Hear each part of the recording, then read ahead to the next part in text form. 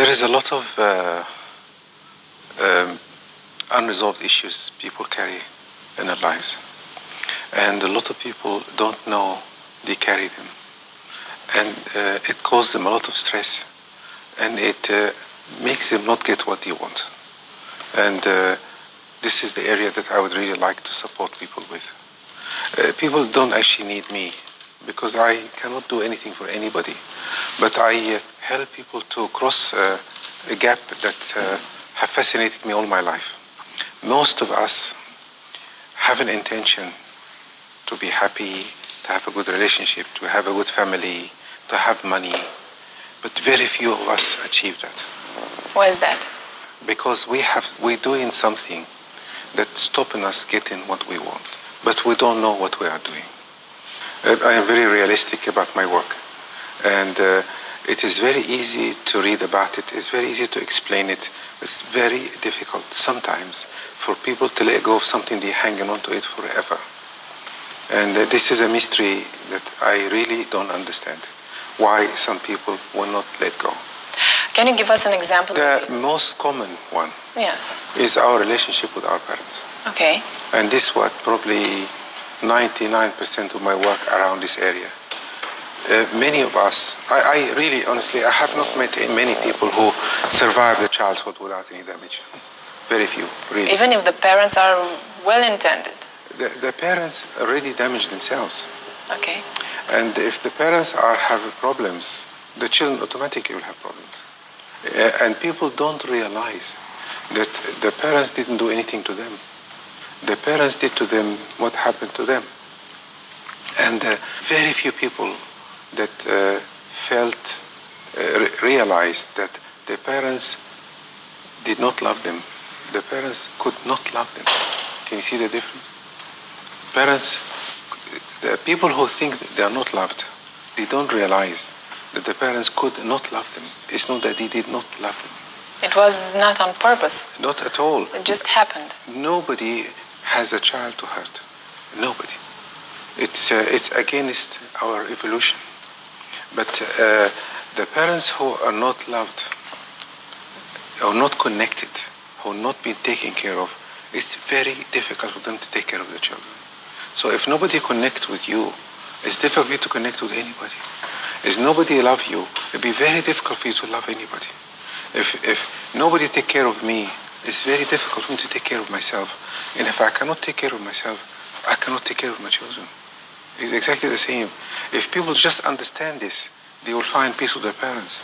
But it's very difficult to understand. I have a metaphor. Our relationship with our parents is like a bank account. As much as they received is as much they're going to spend. And as much love I received is exactly as much I'm going to spend. You cannot give anything to anybody you do not have. And I have met for years and years so many people so angry with their parents because they feel entitled to be loved by their parents and be given everything when they don't realize that is not possible. And they live all their life thinking they can go back to the past and change it, or they live in the hope one day their parents will change to the parents they would like them to be. Is there a communication that could teach the parent to be the parent that the kids is waiting for? Not at all. No. It's too late. If I'm grown up, it's too late. The journey changes. My journey is to learn how to accept.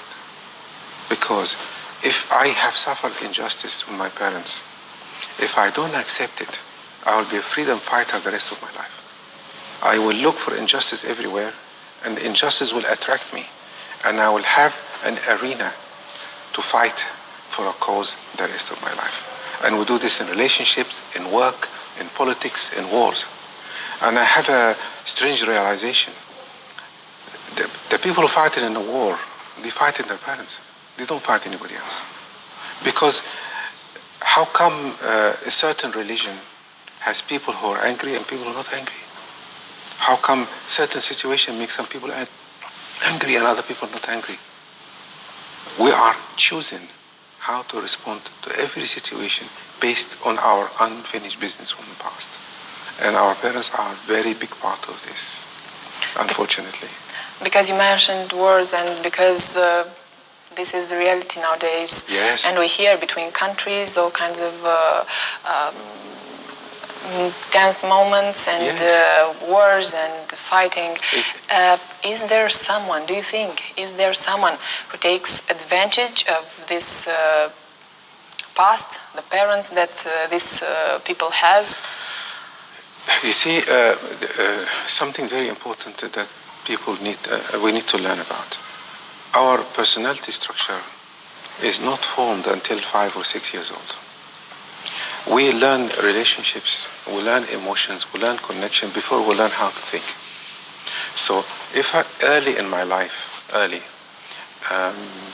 the person who loved me, took care of me, has been angry with me, or reject me, or hurt me, I will form a structure in my personality that this world is like that. Because our relationship to the people who brought us to life, look how our word's going to be, is our relationship to life. So our relationship with our parents is our relationship with life itself. So my relationship with life will be rejection and anger. And what's going to happen to me when I grow up? I will attract people and situations that will make me angry to continue living with the unresolved situation that I did not like. But if I'm in a country and there's a situation is not right, I will be the first one to fight. If I have peace in me, I will not be part of the war. People use religion, use culture, use situations, use injustice to fight for a cause. It has nothing to do with the cause, it's to do with themselves. In a family, which relationship is most important? With your parents, with your husband or wife, with your kids? The most critical is the mother, and then the father after. Okay. In fact, babies are programmed, even wired, to recognize the woman's face before a man's face. The relationship between mother and child, it's absolutely critical. The first year of our life decide our whole entire life. It determines our relationships, our intelligence, our leadership style, our communication. Everything happened in the first year. What should a mother do to be or to have for her child the perfect future? I can tell you it in one sentence only. Okay. Okay? And parenting programs don't work. Education doesn't work. Teaching parents what to do doesn't work. Nothing works. Even therapy sometimes doesn't work. The only thing that can work to have healthy children, and this is a dangerous statement I'm going to tell you, is to work on ourselves. And only ourselves. Because our children are the extension of our own consciousness. They are our unconscious. If anybody listening to this program now, if you want to learn about yourself, watch your children. They're expressing everything that you have not managed to resolve yet, because you have given it to them. It's a cruel observation. Absolutely, absolutely. But it's also an opportunity for us to learn about ourselves. And I can show different dimension of this as I'm talking to you. I realized that my children criticized me for something I didn't like about my parents. How come? How come they saw in me what I didn't like about my parents? That means I have taken it from them. They say the child comes to the world and they speak, they move, they learn everything from where? They copy their parents. It's as simple as that. There are ways to help our children, many ways. First, early days, every moments. Notice what happened when a child is born. The first moment, what do they do with the child? Who did he give it to? The mother. Why? Because they need to create that connection after giving You said birth. The most important words. Okay, our brain develops not only genetically, it needs another brain to train our brain to be in this world. And our first connection is the first training we have. If the mother is not connected to us, we suffer for life. And the mother can receive us, but she can still not connect with us if she's not connected to herself. The best training for anybody in the world to watch a mother and child. We, early stages of life, develop our right brain, which is our emotional brain, before we learn the cognitive structure to live in this world. So we learn about relationships before we learn how to speak. Okay? And I can show you. If you walk in the street and see a baby and you smile to the baby and they smile back to you, they don't understand who you are, they don't even know where they are. So how come they smile back at you?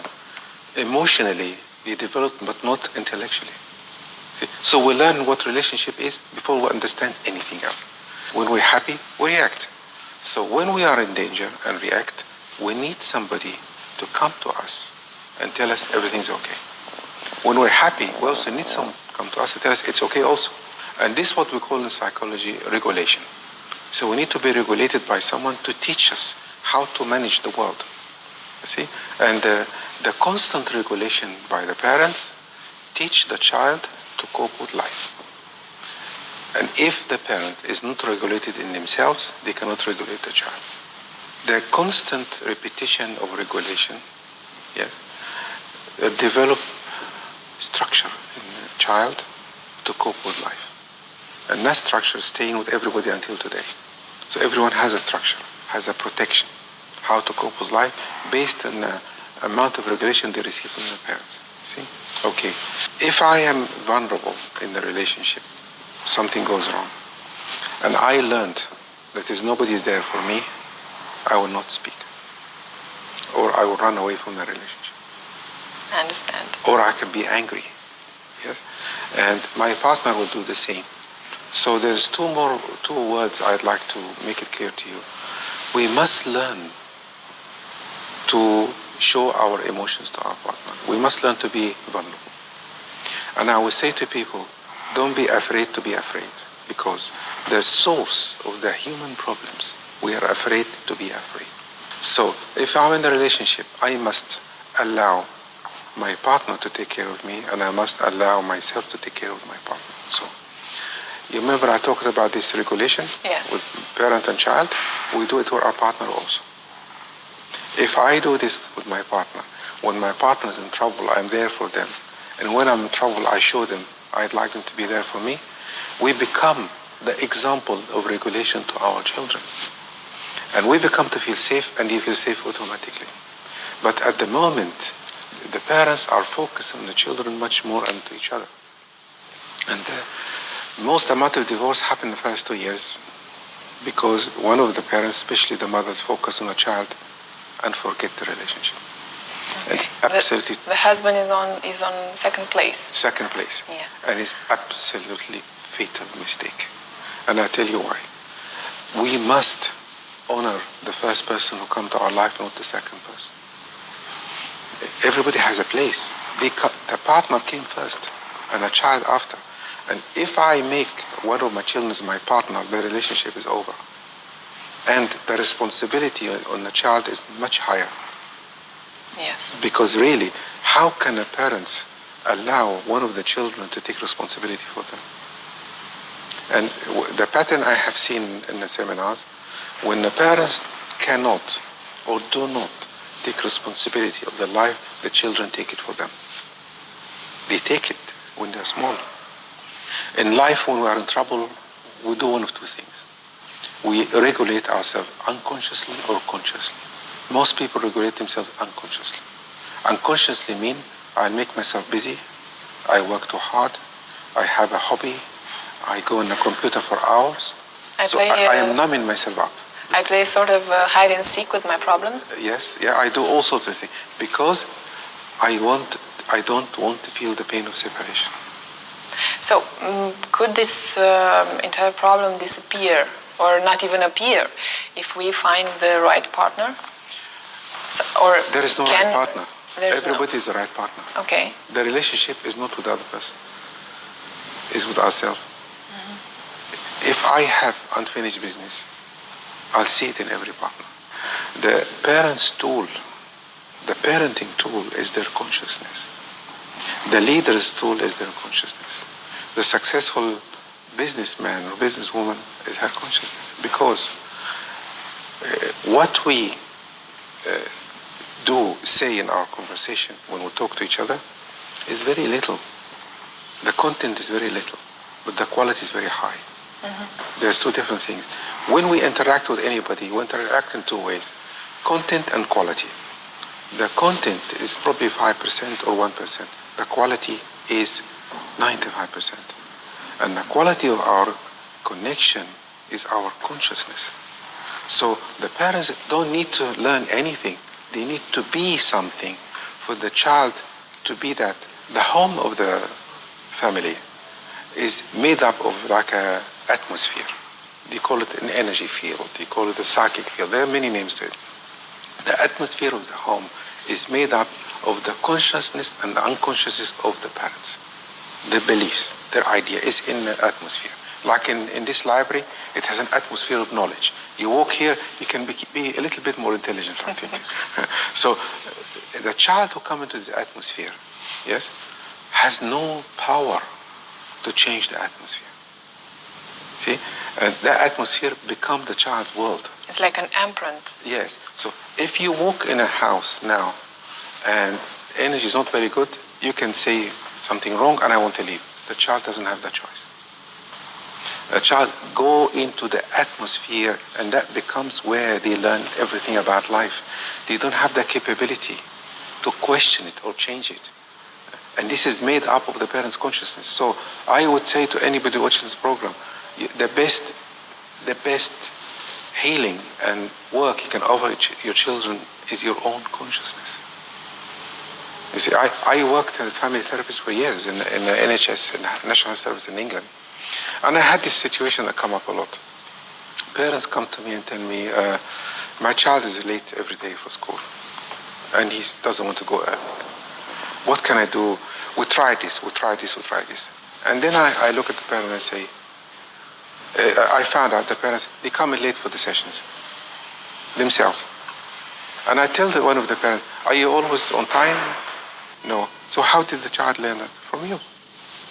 So what do you need to do? What do you think about this trend, let's say, in this modern society of using therapy, of going to therapists? In the beginning of humanity, people lived in groups because we need each other to survive, because safety is a number. If we don't, somebody will eat us. Okay. So we seek comfort, connection from each other as a group. We started to move on. We didn't need this protection of the group so much because technology gave us more power. We formed families to seek connection and love. Families started to fall apart because we're moving on. So we're looking for relationships to be connected to someone and feel safe with someone.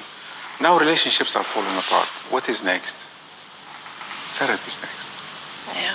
Therapy is paying for love and safety in relationship. And I think it's very sad. It's paying for someone to ask you, how are you? Absolutely. One day. You're paying for someone to be kind to you. You're paying for someone to be patient with you. So how can we bring together people with the same goal of communicating better, of connecting better? Because if you want for yourself to change something or to change yourself and you just have walls around you, I don't think that you will succeed. This is why How can we find the right persons around us? A right person? But first of all, this is why I do my courses. Because I bring the people together like in the very beginning how it was. We can find the right person if we work on ourselves and deal with the issues we're carrying from the past that we cannot let go of. Because it's unbelievable how the things I have seen work. I've been working with people for 30 years now. Unbelievable how we scan the environment and we pick the person who has the issues that we cannot resolve yet. If you resolve it, these people will not appear. And if they appear, they have no room to be with you. And if they appear and you connect with them, you will be able to manage them.